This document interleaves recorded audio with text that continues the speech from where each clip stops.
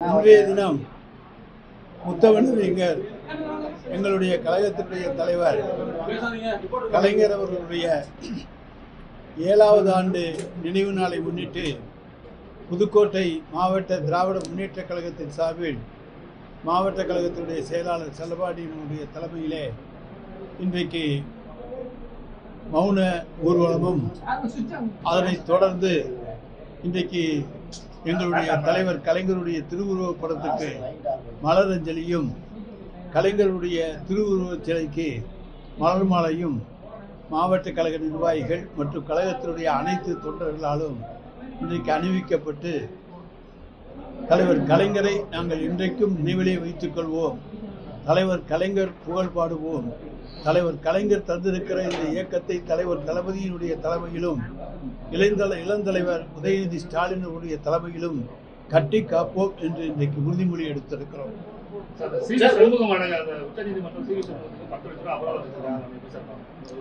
வரவேற்கத்தகுந்த ஒன்று. ஏன்னா அவங்க ஆட்சியிலையும் எடப்பாடி படம் போட்டாங்க, எல்லாம் பண்ணாங்க. இன்னும் சொல்லக்கூடுமையானால் மீன்வள பல்கலைக்கழகத்துக்கு ஜெயலலிதாவினுடைய பெயரை அவர்கள் வைத்தார்கள்.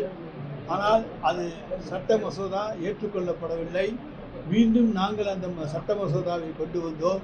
அதையும் கவர்னர் ஏற்றுக்கொள்ளவில்லை, திருப்பி அனுப்பினார். அதற்கும் சேர்த்து உச்ச நீதிமன்றத்திலே, அதாவது தலைவர் கலைஞருக்காக மட்டுமல்ல, கழகத்தினுடைய மற்ற நிர்வாகிகளுக்காக அல்ல, ஜெயலலிதாவுக்கும் சேர்த்து நாங்கள் அவருடைய பெயரை வைக்க வேண்டும் என்று வாதாடி பெற்றிருக்கிற இயக்கம்தான் இன்றைக்கு திராவிட முன்னேற்றக் கழகம். எங்களுக்கு கட்சி வேறுபாடு கிடையாது. இன்றைக்கு எங்களுடைய தலைவர் கலைஞருடைய புகழ் பாட வேண்டிய இந்த நேரத்திலே நாங்கள் தலைவர் கலைஞருடைய பெயரை சூட்டுகிறோம். எந்தெந்த நிகழ்ச்சிகளுக்கு முதலமைச்சர் எங்களுடைய தலைவருடைய பெயரை சூட்ட வேண்டுமோ அதை சூட்ட நாங்கள் கடமைப்பட்டிருக்கிறோம். அதையெல்லாம் விமர்சித்த சி.வி. சண்முகத்துக்கு இன்றைக்கு உச்சநீதிமன்றம் 10 லட்சம் ரூபாய் அபராதம் விதித்திருக்கிறது. வரவேற்கத்தகுந்த ஒன்று. வளர்ச்சி விகிதம் பாரத பிரதமர் மோடியால தான் தமிழ்நாடு வளர்ச்சி விகிதத்துல முன்னாடி இருக்குது அப்படின்னு சொல்லி பிஜேபி அறிக்கை விட்டுருக்காங்க. பிஜேபி மாநில ஆளுகின்ற அந்த மாநிலங்கள் எல்லாம் மோடி அவர்களாலே அந்த வளர்ச்சி விகிதத்தை எட்ட முடிந்ததா? இல்லையே. எங்களுடைய தலைவர் தளபதியினுடைய ஆட்சியிலே தான் நாங்கள் அந்த வளர்ச்சி விகிதத்தை எட்டியிருக்கிறோம். இது முழுக்க முழுக்க தமிழ்நாடு அரசினுடைய உழைப்பு, எங்களுடைய தலைவர் தளபதி அவர்கள் எடுத்திருக்கிற உழைப்பு, அவருடைய முயற்சி, அதற்கு கிடைத்திருக்கிற மிகப்பெரிய அங்கீகாரம், வெற்றி.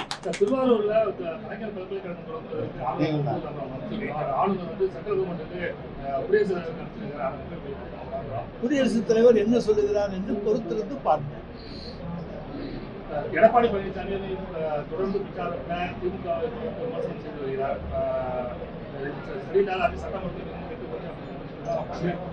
அதாவது ஒரு எதிர்கட்சி சட்டம் ஒழுங்கு நல்லா இருக்குன்னு சர்டிஃபிகேட் கொடுக்க மாட்டாங்க. நாங்கள் எடப்பாடிக்கிட்டேருந்து அந்த சர்டிஃபிகேட்டை எதிர்பார்க்கவும் இல்லை. மக்கள் எங்களுக்கு சர்டிஃபிகேட் தரணும். அந்த மக்கள் எங்களுக்கு சட்டம் ஒழுங்கு சரியாக இருக்கிறது, நாங்கள் பாதுகாப்பாக இருக்கிறோம், வளமாக இருக்கிறோம், நலமாக இருக்கிறோம் என்று மக்கள் எங்களுடைய தலைவர் தளபதிக்கு சர்டிஃபிகேட் தருகிறார்கள். அந்த சர்டிஃபிகேட் போதும். எடப்பாடி கிட்ட எங்களுக்கு சர்டிஃபிகேட் வேண்டாம்.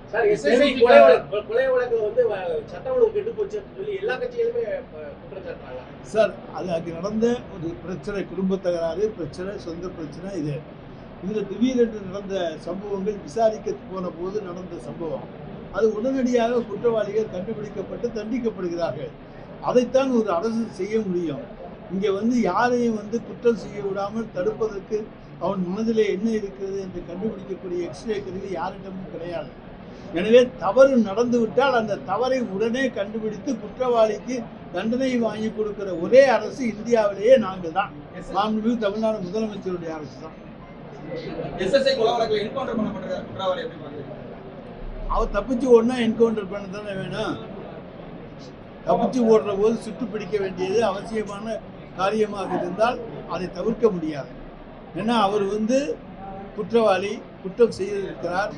எனவே காவல்துறையை கண்டவுடன் தப்பித்து ஓட முயற்சித்திருக்கிறார். அந்த நேரத்தில் இந்த சம்பவம் நடந்திருக்கிறது. எடப்பாடி பழனிசாமி பிரச்சாரத்தின் போது கட்டுமான பொருட்களோட விலை கடுமையா பேசிருச்சு. வீடு இப்போ சாமானிய மக்கள் கனவுல தான் வீடு கட்ட முடியும்னு குற்றச்சாட்டு வைக்கிறார்.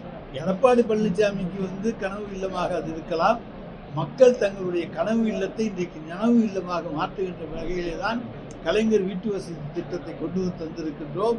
இன்றைக்கு கட்டுமான பொருட்கள் அகில இந்திய அளவிலே குறிப்பிட்ட அளவிலே விலை உயராமல் சீராக கட்டுப்படுத்தப்பட்டு இங்கே பொதுமக்களுக்கு தங்கு தடையின்றி கிடைக்கின்ற ஒரே மாநிலம் தமிழ்நாடு. தொழில் வாய்ப்பு நிறைய உருவாக்கி வேலை வாய்ப்பு உருவாக்கி, ஆனா என்னென்ன தொழில் வந்திருக்கு அப்படிங்கறத வெள்ளரிக்கை விட முடியுமான்னு எல்முருகன் கேட்டிருக்காங்க. அதாவது எல்முருகனுக்கு தெரியாதா தமிழ்நாட்டில் எத்தனை தொழில்கள் வந்திருக்கிறது என்பது அவர்களுக்கும் தெரியும். ஏனென்றால் முந்தா நாள் கூட நம்முடைய மாண்புமிகு தமிழ்நாடு முதலமைச்சர் அவர்கள் தூத்துக்குடியிலே 15,000 பேர் வேலை பார்க்கக்கூடிய அளவுக்கு பிரம்மாண்டமான தொழிற்சாலையை ஒரு 15 மாதங்களிலே நிர்ணயித்து கட்டி முடித்திருக்கிற அரசு இந்தியாவிலேயே நம்முடைய தமிழ்நாடு அரசு தான். எனவே வேலை வாய்ப்பிலே இங்கே இருக்கக்கூடிய மக்களுக்கு எந்த குறையும் கிடையாது. அதிக அளவில் இன்றைக்கு பொறியியல் படித்த மாணவர்கள் தமிழ்நாட்டிலிருந்து தான் வருகிறார்கள். அவர்களை அகாமடேட் செய்யக்கூடிய அளவுக்கு புதிய தொழிற்சாலைகளையும் மாண்புமிகு தமிழ்நாடு முதலமைச்சர் அவர்கள் கொண்டு வந்து கொண்டிருக்கிறார்கள். தேமுதிக பொதுச் செயலாளர் விஜயகாந்தோட பேரை அரசியல் கட்சிகள் யாருமே பயன்படுத்தக்கூடாது, அது எங்களுக்குரிய அதை நம்ம எப்படி பார்க்கிறோம்? நாங்கள் யாருடைய பெயரையும் பயன்படுத்தி வளர்ச்சி அடைய வேண்டும் என்பது திராவிட முன்னேற்றத்துக்கு கழகத்தில் கிடையாது. எங்களுடைய தோழமை கட்சிகளை நாங்கள் என்றைக்கு அரவணைக்கின்றவர்கள், அவர்களை அரவணைத்து செல்வோம். யார் வேண்டான்னு சொன்னாங்கன்னு நாங்கள் அதை பற்றி கவலைப்பட போவது கிடையாது. அதே நேரத்தில் எங்களுடைய தலைவர் கலைஞர், எங்களுடைய தலைவர் தளபதி, இளந்தலைவர் உதயநிதி ஸ்டாலின் இவர்களுடைய பெயரை சொல்லியே நாங்கள் திராவிட முன்னேற்ற கழகத்தை வெற்றிக்கு கொண்டு செல்ல முடியும். அதற்கு உறுதுணையாக எங்களுக்கு இருக்கக்கூடிய தோழமை கட்சி தலைவர்களுடைய பெயரை யார் யாரெல்லாம் எங்களோடு கூட்டணியில் இருக்கிறார்களோ, எங்களோட ஒத்த கருத்தோடு எங்களோடு பயணித்துக் கொண்டிருக்கிறார்களோ அவர்களையும் இணைத்து அவர்களுடைய புகழையும் பரப்புகின்ற பொறுப்பு எங்களுக்கு உண்டு.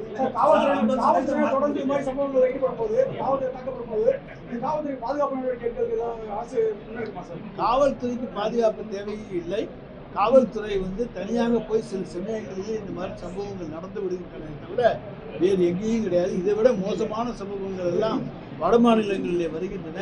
அவை செய்திகளாக யாரும் படிப்பது கிடையாது.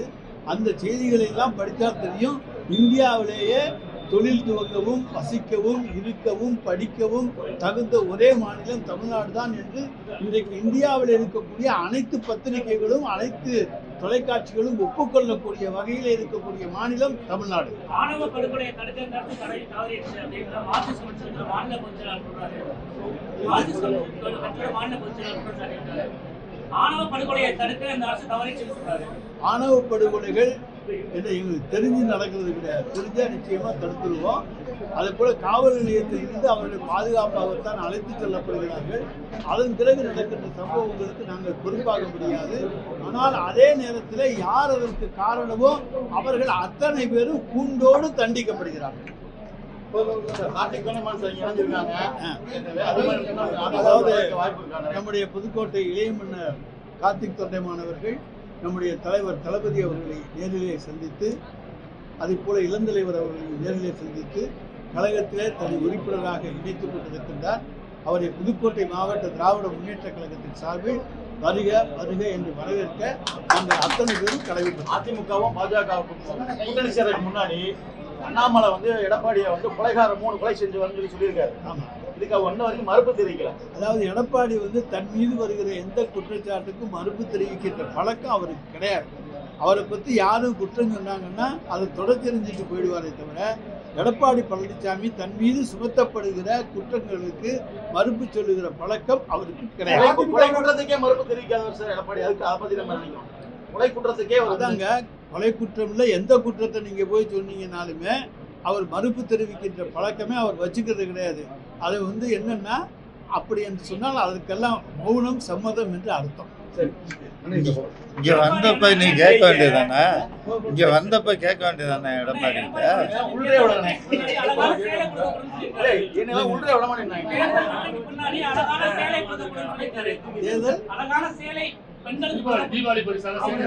அதாவது கடந்த காலத்தை ஒரு ஆட்சியில் இருந்த போது வழங்கின சேலையினுடைய லட்சணம் எல்லாருக்கும் தெரியும். தரமான சேலைகளை வழங்கி கொண்டிருக்கிற அரசு தலைவர் தளபதியினுடைய அரசு. எடப்பாடி காலத்து சேலையையும் நாங்கள் கொடுத்திருக்கிற சேலையையும் ஒப்பிட்டு பாருங்கள், அப்பொழுது தெரியும்.